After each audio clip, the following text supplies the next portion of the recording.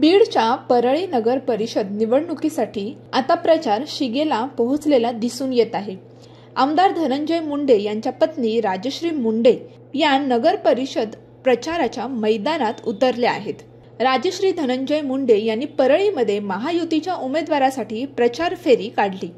या प्रचार फेरी दरम्यान राजश्री मुंडे यांचे नागरिकांकडून स्वागत देखील करण्यात आले।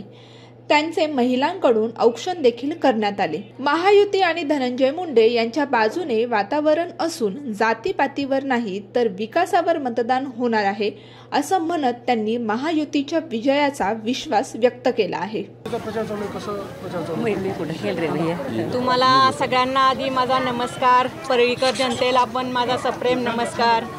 नगरपालिकेचे इलेक्शन चालू आहेत, प्रचार फेऱ्या चालू आहेत। खूप चांगला रिस्पॉन्स महायुतीच्या बाजूनी लोकांनी दिलेला आहे। लोकांमधला उत्साह दिसत आहे आणि साहेबांच्या बाजूनी वातावरण आहे।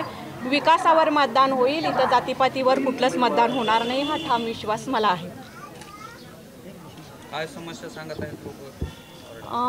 साहेबांवर भैयावर एवढं लोकांचं इथं प्रेम आहे की समस्या लोक काही सांगतच नाहीत। कारण जसं साहेबांना कळतंय तसं साहेबांनी परळीचा विकास आणि विकासच केलेला आहे।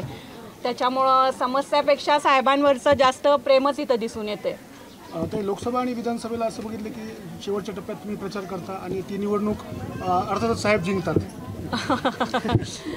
अर्थातच हा साहेबांसाठी चांगला शकून आहे। आताही साहेब खूप मोठ्या मताने निवडून येतील। साहेब आणि पंकजाताई दोघांवरही सगळ्या जनतेचं प्रेम आहे। जनता त्यांच्या बाजूनी कौल देईल हा विश्वास आहे।